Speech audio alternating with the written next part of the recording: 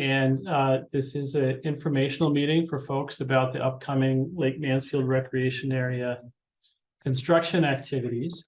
And with me tonight on the panel are some Lake Mansfield Improvement Task Force members, Cindy Schoenfeld, Christine Ward, Lee Davis, Dale Abrams, and I do expect some others. Bill Meyer is going to be a little bit late, unfortunately, tonight, but he will join us eventually. And I wanted to welcome attendees in the audience. There aren't too many of you, but thank you very much for joining. This is a webinar format, so you're not able to speak or ask questions yet, but we will open the floor.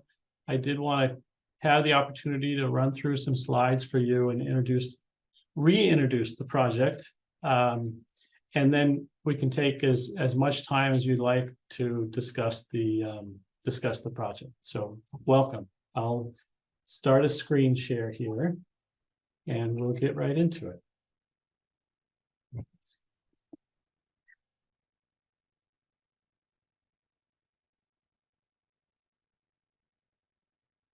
And hopefully everybody can see that screen.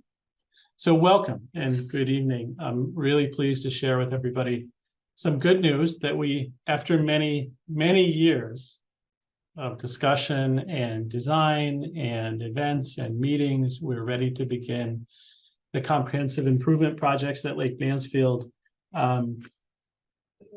It's the result of many years of work and many hundreds of hours of effort. And these improvements, as many of you know from walking around Lake Mansfield, seeing the project signs, seeing our updates and news. Maybe you were at the Lake Mansfield event in August, and maybe you heard about the project then, or you've seen the project updates in the Lake Mansfield Alliance letter, or you've seen one of our brochures, many of which we passed out at the Lake event in August. So you've been hearing about the project, and I'm really happy to say that we are about ready to begin. We will begin this fall, and this is a good opportunity just to remind you of what will be changing in the space. And we urge you to keep in mind really why we're doing this. So I'll go through just a few slides, if I can get it to advance. Yeah, just a reminder that, and I think we all know this, Lake Mansfield is a place of really unique natural beauty in Great Barrington and in the Southern Berkshires. It's one of the few lakes without docks and structures, and it's just a really wonderful resource within walking distance of downtown, and it's free to the public and open and accessible to all. It's a place where we all connect to the lake, we connect to the forest and the forest trails, and we connect to each other at community events, cleanup days, and celebrations at the lake. And we meet up with friends in all seasons. It's a place where we can rejuvenate ourselves and experience the benefits of actively exploring our natural world right here at our own little Lake Mansfield. This project is intended to protect this incredible resource for the benefit of our entire community and for all of the critters who live up in this wonderful habitat. So tonight, we'll provide an overview of the upcoming construction project and a brief review of the project objectives and of the approved designs. So first of all, in terms of schedule, the last time we had a community meeting like this online, we were talking about completing the design, completing permitting. Well, all of that is done. Design is done, permits are in hand, and the construction bidding is complete. We will sign a construction contract very, very soon. We received 5 or 6 bids for the construction contract, several of which were very favorable, and we're going to be signing that contract soon with a contractor with whom we've worked before, and we're very eager to work with them again. So we've had good experiences with them. So I'm really happy to report that. Construction will begin next month, November. Road closures will begin at this time, possibly. What we will do is maintain a project website and maintain public communication with everybody so that you know what work is happening where. We'll have a project schedule look ahead every couple of weeks with the contractor so we know what they'll be doing, when and where. But as soon as November, you should plan, I should say, on road closures beginning for vehicles and for pedestrians. Again, the exact location and timing depends on what sequence of construction the contractors will be doing where. What we do know is that some of the forest area near the existing parking lot will be cleared. That, and I'll get into that a little bit later, explain what they'll be doing at the parking lot, as well as some culvert replacement at the outlet pipe and some of the culverts along the road itself. The construction contractor is expected to be substantially complete by the end of June. Now, that'll be everything except for the final paving and planting. What that means is we should have an uninterrupted recreation season for the summer. Again, the road between the boat launch and the beach will not be usable for vehicles, except for those who need to access the existing house. So for folks using the beach area and the forest trails, the only access next summer after this project is substantially complete will be from Christian Hill Road from the north. So as I said, the summer, we hope to have an uninterrupted recreation season. And then in the fall of 2024, at this time next year, you'll see some final pavement go down on the roads and the parking lot, and the final plantings be completed. At that point, and hopefully we have great weather and no surprises, at that point, we'll be done with this project. I just wanted to go through a few slides briefly to remind you of some of the design objectives and what we've come up with to accomplish these objectives. This project is to ensure that the lake remains healthy for the foreseeable future. It does that by increasing the buffer zone to filter stormwater, which currently is polluting the lake with nitrogen, other components of stormwater runoff, sediment especially. So the lakeside buffer, as well as some of the rain gardens that we'll install in the parking lot, will help to filter that stormwater. We'll provide for better drainage under the road and alongside of the road. The entire area will be handicap accessible. It will be, obviously, like it is now, a 4-season recreational space. And the road, while closed to vehicles, to personal vehicles, to you and I, it will be available for emergency access. This is the lake as it is today, and the numbers on the screen on this map, 1, 2, 3, 4, 5, 6, 7 along the edge of the lake there, represent some of the slides that I'll talk about here as we move forward, just to remind you of what we're doing in each space and what you can expect to see over the construction beginning in November and over the next year. So at the north end, a lot of you will recall that we frequently have flooding of the road, overtopping of the road in this area. What we will be doing in this area is installing a large new culvert. And what that will do, it will result in a narrow road. The road will be 2 ways, but people will have to yield to each other in this space. So this is at the outlet. As people come in from Christian Hill Road to the beach area, to the parking lot area, you'll see a narrower road because we are putting in a larger culvert, and you'll have to yield to each other to allow folks to pass through here. Not something that any of us should be surprised with. We've experienced it before in various recreational spaces, and that's what you can expect to see at the outlet end. The beach parking area that serves the beach and the forest trails. Right now, we know it's too steep for handicapped access. There's uncontrolled stormwater. Parking really is very, very inefficient, and there's too little of it. The improvements will have a new larger parking lot. They'll have many improvements, including landscaping to catch and filter stormwater runoff, as I previously mentioned. And the new lot will be handicap accessible. There'll be handicap accessible dedicated parking spaces. There'll be an easy drop-off area for folks to drop their kiddies off for the beach and go up and park in the parking lot. The walking trail, which will be able to get folks to the playground and to the beach, will be handicap accessible as well.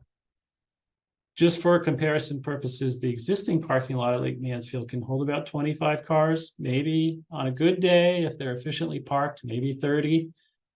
None of the parking spaces, as I said before, right now are handicapped accessible. This proposed plan that you see in front of you now has 32 spaces, two of which, as I said, are handicapped spaces, plus another 10 spaces that will be available in the summer months. They'll be made of permeable pavement. They won't be plowed in the winter, but they'll be available in the summer. So in total, compared to 25 or 30 cars now, we'll have 42 spaces for those peak summer days.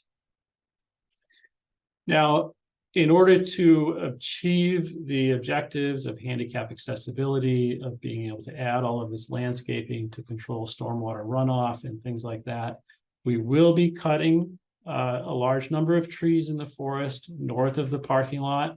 So that is one of the big changes you'll see, and that may occur at the beginning of the construction project. So don't be alarmed when you see tree clearing, but there will be a substantial amount of trees cleared here. This has gone through all the required permitting processes, so I'm happy to hear that, happy to tell you that all of the agencies have signed off on this. But just to give you a sense of where that tree clearing is, hopefully folks can see the dashed line on the screen. That is about what will have to be cleared to put in the new parking lot. The existing parking lot is right about in here.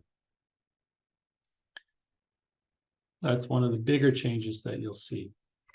Now, at the beach area, this is what we have now. We don't have handicap accessible beach or play equipment. Now, the play equipment, which was aging, is now wonderful new equipment, recently donated and installed, which is fantastic. It's getting a lot of use, as you all know. This will be improved. We'll keep the beach the same size. It's not going to get bigger. But it will have a handicap accessible mat, so folks can enjoy the water even if they have trouble walking. And folks will be able to enjoy the recreational space if they're in a wheelchair, or even if you're on crutches or pushing a baby carriage, you'll be able to have access to the play equipment, to benches and the grills and things like that. The changing areas and the porta potties, which currently are kind of at the north end of the beach area, will be relocated to be closer to the beach. They'll be screened with some landscaping, and they'll be a lot easier to access. They won't be kind of hidden at the north end anymore. They'll be closer for everybody's access. Just moving down the road, going south from the beach down the road, this is the fishing area pull out. It's private property now. There's not a lot of interventions planned here except to revegetate this area to filter the stormwater and to stabilize the bank. This is the area at the fishing pullout where the road will begin to narrow, and there will be bollards that block vehicles from traveling south. The only vehicles that will be able to use this area are those folks who live at the house here, so they'll be able to come and go from the north end. And as I said earlier, the new recreation path will be accessible to handicap vehicle or to emergency vehicles. But south of this fishing pullout, south of the existing house on Lake Mansfield Road, what is now the road will be narrowed to a 12-foot wide recreation path with no personal vehicle traffic allowed. And the shoreline will be revegetated to increase the buffer zone, and as I said before, to filter stormwater.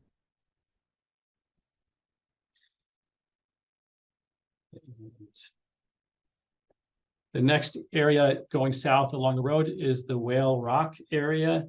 I think we all know here we have really poor drainage. Right now, the road goes right up to the lake edge and is falling into the lake. There's really no vegetation to filter any runoff here. So the road here will get narrower. The drainage will be vastly improved. And what you see now as the walking path, that will be completely revegetated with new plantings. And what you know now as the vehicle travel lane will become the walking path. So this gives you a sense of how that will be. On the screen, the bank here where the tree is and the vegetation is, that's kind of where the delineators are and the walking path is now. That will all be regained as a very important bank space to care for the long-term health of the lake and of the water quality. And what is now the vehicle lane will become the recreation trail, a shared trail for walkers and bikers. It will be paved so that we can maintain it and plow it in the winter, and so that emergency vehicles can pass.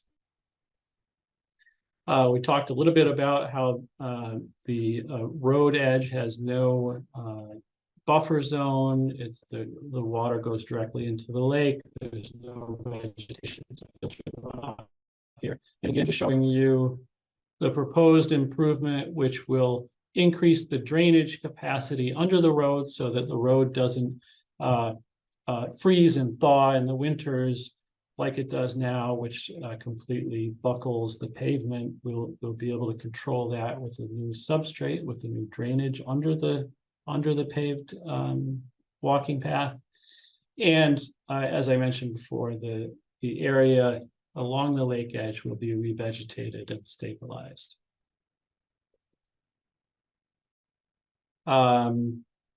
We talked about the road deterioration. Now down at the south end, nearest the boat launch, there will be bollards here also. There's not a lot going on here except the removal of the vehicle path and the replacement of it with the recreation path.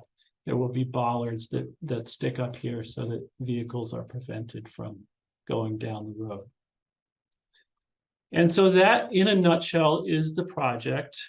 This is just kind of an overview slide. So just to give you a visual of what is happening and where. So again, from traveling from the south, from the boat launch area, this is where construction will begin, just beyond the boat launch.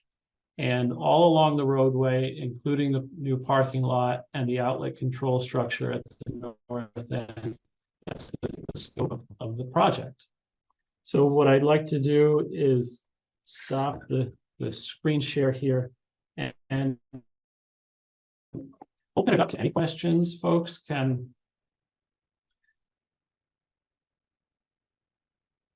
can raise their hands and we can have a discussion about any details that you'd like to discuss. Any questions you might have about the schedule. Just let us know. Anybody on the panel have any questions or anything I didn't cover?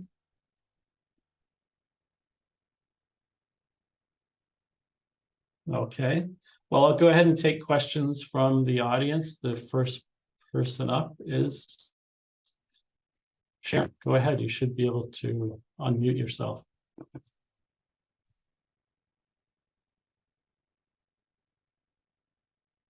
Sharon?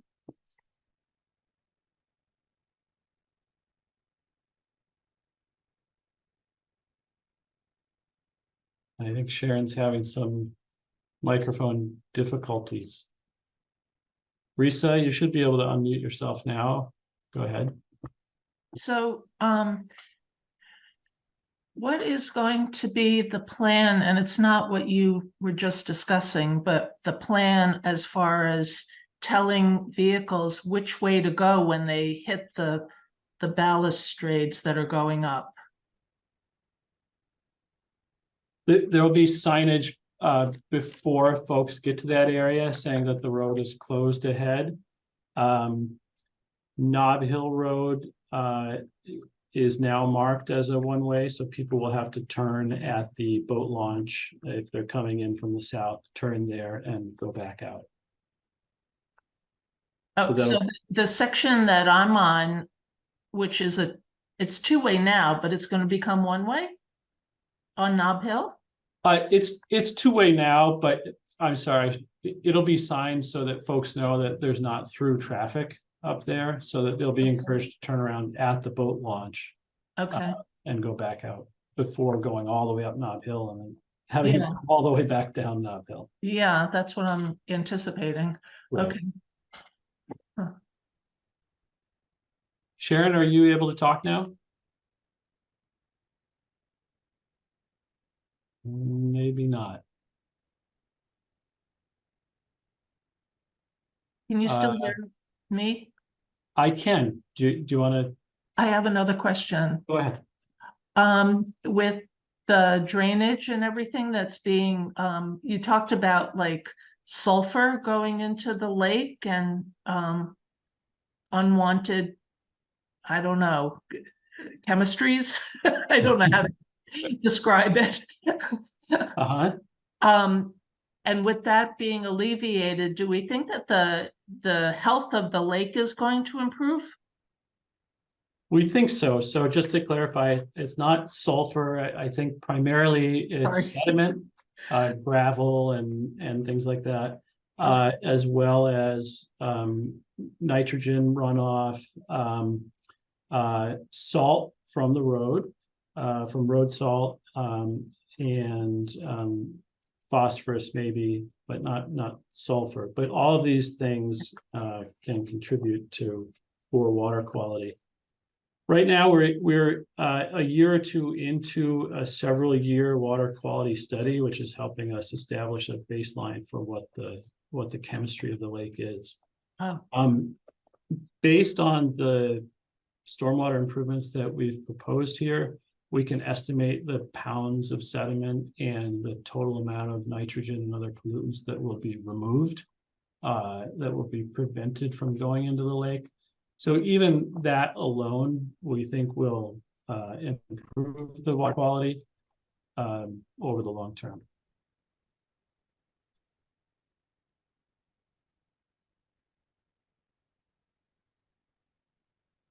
All right. Go ahead. Do you know what the timing per day of construction is going to be yet? Is it like 8 to 4 or 9 to 5 or It would be probably 7 to 4. 7, okay.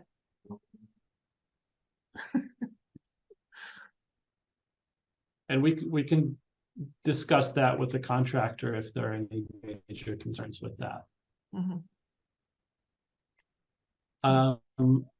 Risa, I'm gonna move on. I'm gonna lower your hand right now and mute you, but if you want to raise again, feel free.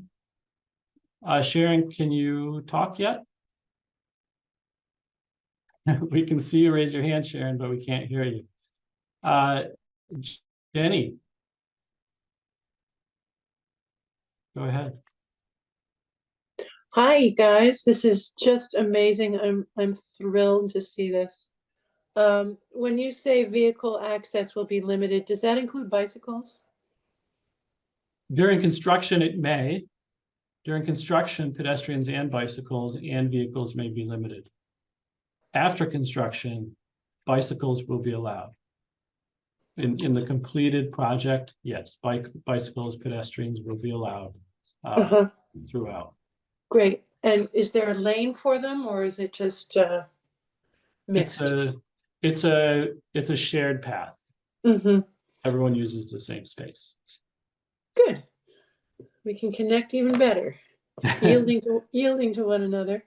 Okay, that's all I have to ask. Thank you ever so much, Sure. everyone.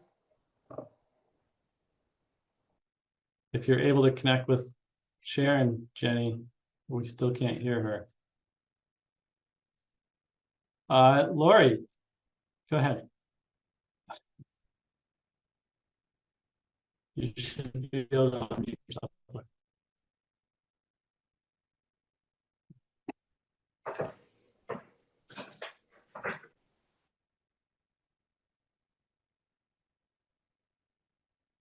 Can you try to unmute, Lori? On your end?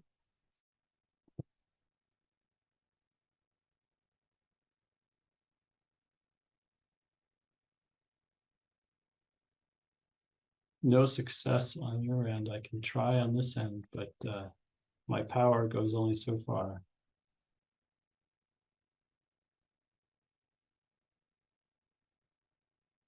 And Sharon, I'm sorry that we can't hear you tonight.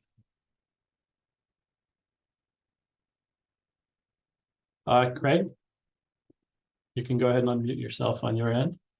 Yeah, hi. Hi. Great plan. Congratulations to Thank you. everybody and volunteers and employees.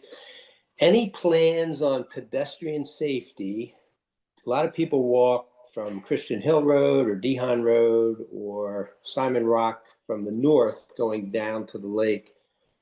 So is it going to be walk at your own risk, or are there any plans to slow cars down, especially on the way out? So my observation is that there's a few of them that go 20 miles an hour, but I think the majority of them are going, much faster. So just curious. I know there's signage for turtles.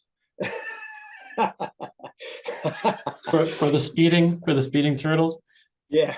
Yeah. We haven't talked about that, and it hasn't come up in our meetings. Correct me if I'm wrong, panelists and task force members, but we could, I don't see why we could look at putting those speed feedback signs or other things in that area, but I'm not a speed bump advocate, but okay. the question to slow people, because that culvert too, now that's going to be narrowed for one car, that's going to be a little tight. I mean, when you walk, you got to look out for yourself, right? But it might be a little tight with one car, and you say someone who has a dog or two. So just throwing it out there that maybe you guys could look at that. Great, thanks, Greg. We will. Just a thought. Thanks, but great job. Looking forward to it. Lori, you want to try again? I do. I think All right. I think you can hear me now, right? Excellent. Yes. So I'm a little hoarse, so pardon me. I just wanted to say thank you to you all for the countless hours of work that you've done to make this happen for all of us. So thank you. And my question concerns the criteria for the emergency vehicles. And I'm just wondering, does that mean just police and fire, or does that mean, construction trucks when it's advantageous for them to park at a certain place and then use the space to get to another place, either north or south of the lake? I'm just wondering about that and how frequent you think that these emergency vehicles might be using the place, because it's disconcerting when you're bicycling or walking and maybe have earbuds in, and then suddenly a vehicle is there. And plus nowadays with electric vehicles, you can't even hear them coming. So I'm just wondering about that, and if somebody could talk about that. Construction trucks, contractors going to a job, no, they will not be permitted in this space. It'll just be police, fire, and ambulance. Obviously, they have sirens and whatnot to alert folks that they're coming through. I I can't speak to the frequency, obviously, the emergency only. I can tell you that fire department would respond, let's say, to the beach area. They would respond from the north. That's their quickest route. Ambulance may come through from the south, but again, they would have a siren and whatnot. I don't think it's a very frequent occurrence. The only other vehicles that would be allowed there are utility vehicles working on the power lines along the road itself or the water main under the road. So if, for example, a power company, there was an outage and they had to go deal with the power lines there, they would be allowed. But everyday run-of-the-mill traffic, garbage truck, a UPS truck, contractor, you and I, we will not be able to use vehicles in that space. Thank you. Make sense? Okay, sure.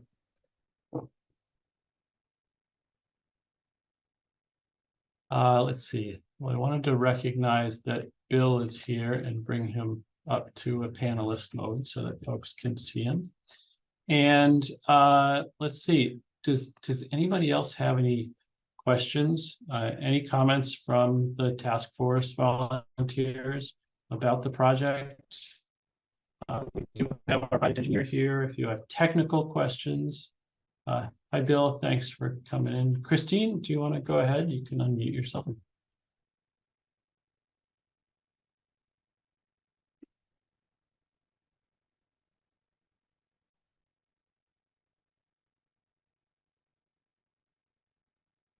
Soon. There you go. Hi. I think Hi. I was experiencing Sharon's. I was trying to unmute myself in my picture of my screen, but now I'm able to speak.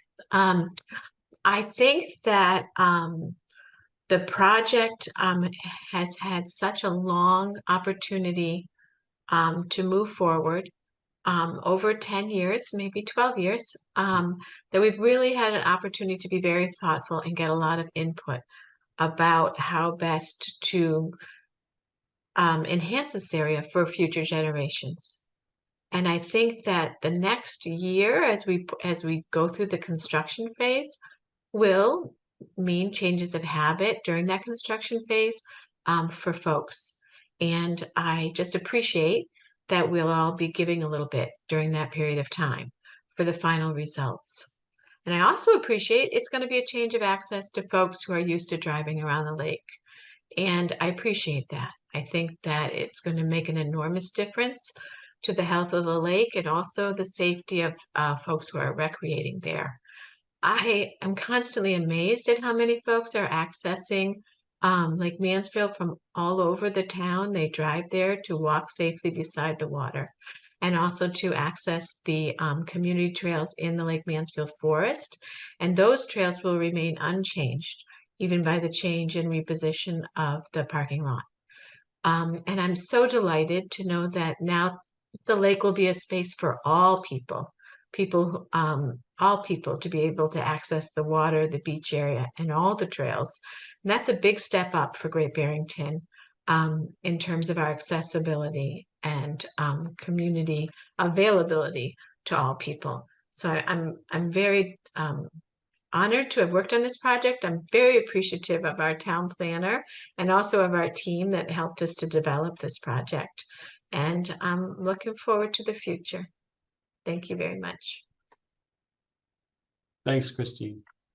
So I did get an email from Sharon who couldn't talk. And her question was, what will the paving be? Will it be oil and stone? No. The path from the boat launch to the beach and the parking lot, as well as the road out north over the outlet, it will be a paved surface.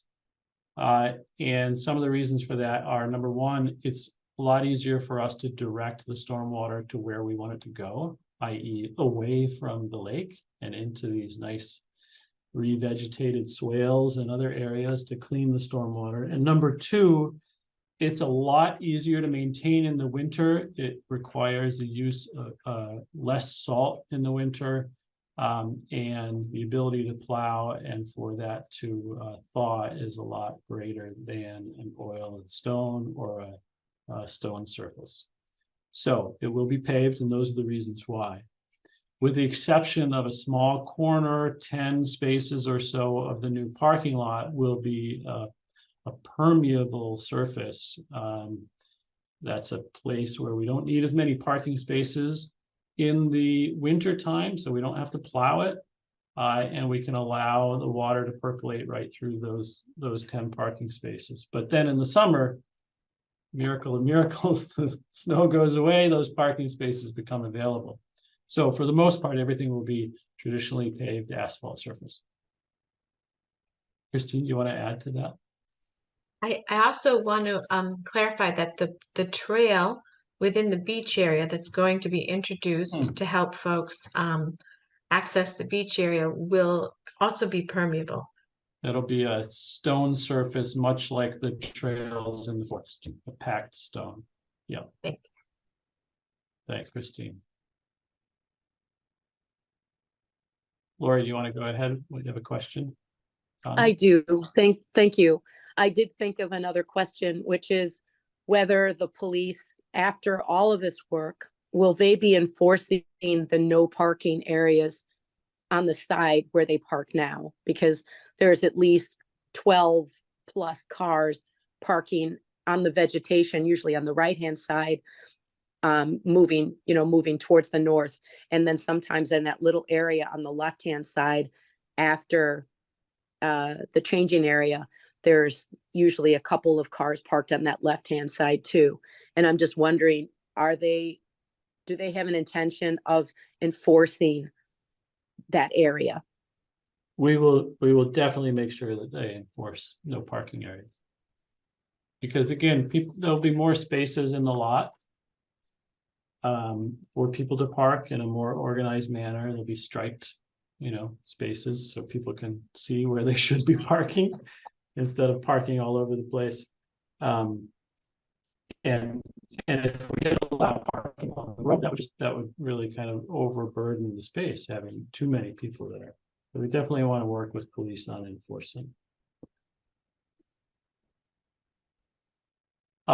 Carol, did you have a question or comment? Yes. Hi. Okay. So my question is, if all the spaces are taken, does that mean people can't use the beach area? Well, yes, if there's no place to park, you would not be able to come in with a vehicle. You may be able to drop folks off and leave the space. If folks want to come in for the day for a picnic or something, that is possible. But if there's no space, there's no space. They're out of luck. Okay, thank you so much. Yeah. Hi, Risa. Question or comment? Thank you. So what you were just describing before made me think of another question. The paved part of the road, what's a road now, and the walking path. And you talked about salt, using less salt. And anyway, where my question is going is, with people walking a lot, is it going to be shoveled, or is salt going to be used when there's snow? It will be plowed, and limited salt will be used when necessary. Oh, it will. Okay, thank you. Sure.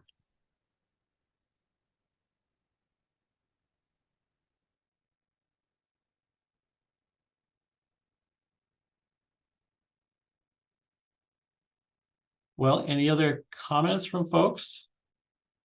Questions? Task force? Anything I didn't cover? Shep? Go ahead and unmute yourself.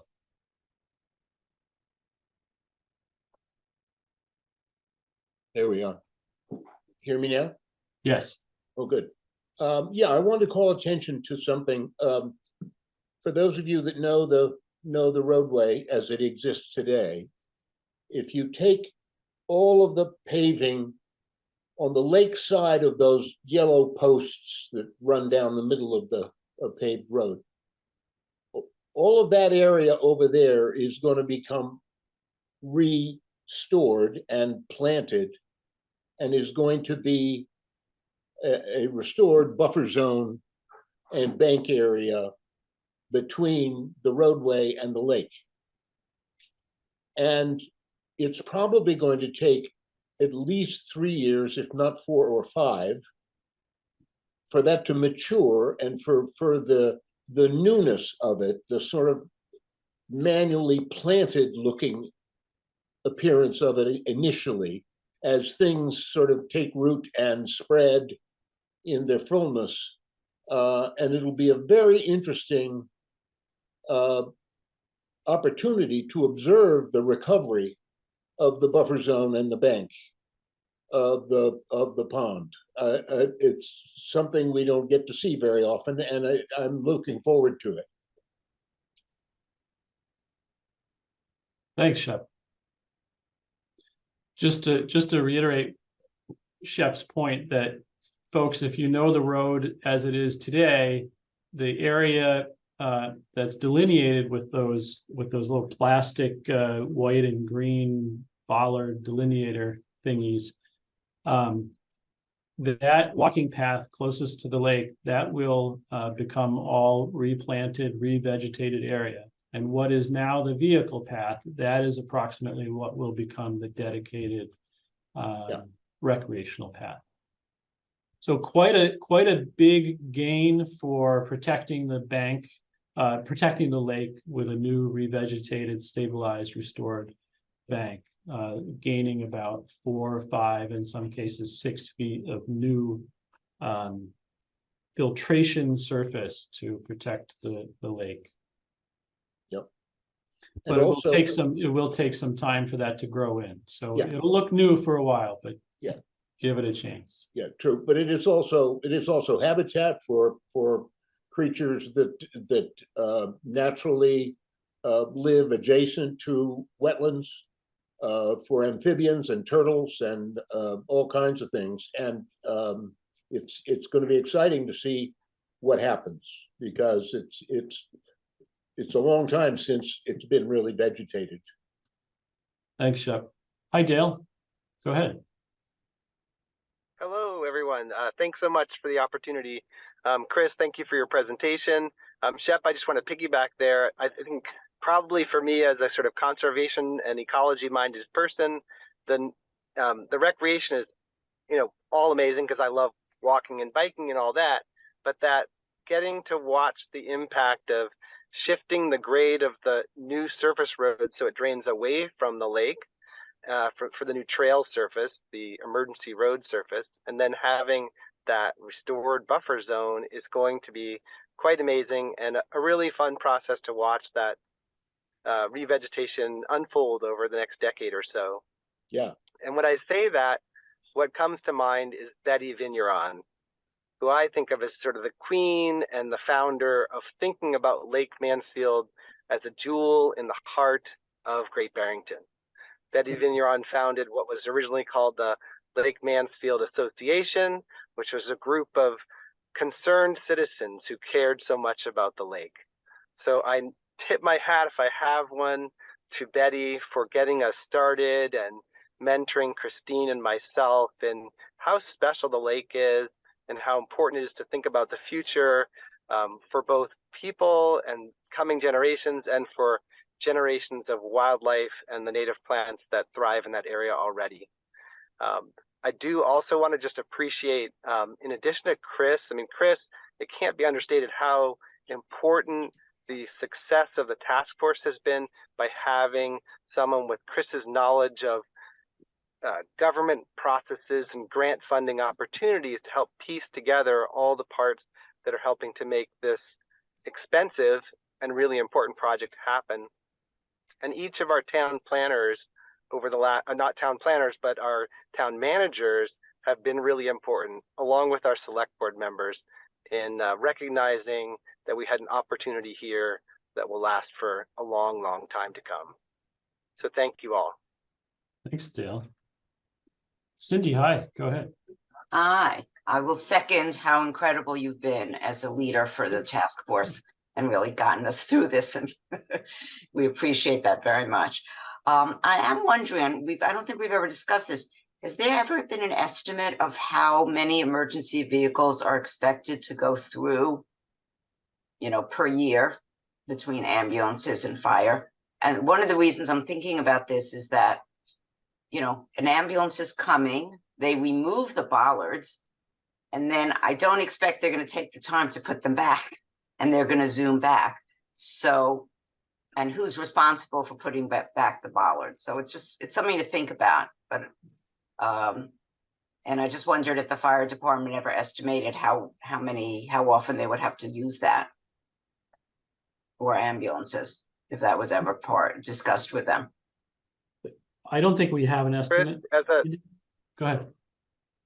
Chris, as a neighbor who's watched the road for 20 years, it's extremely infrequent to have any emergency vehicle go through there.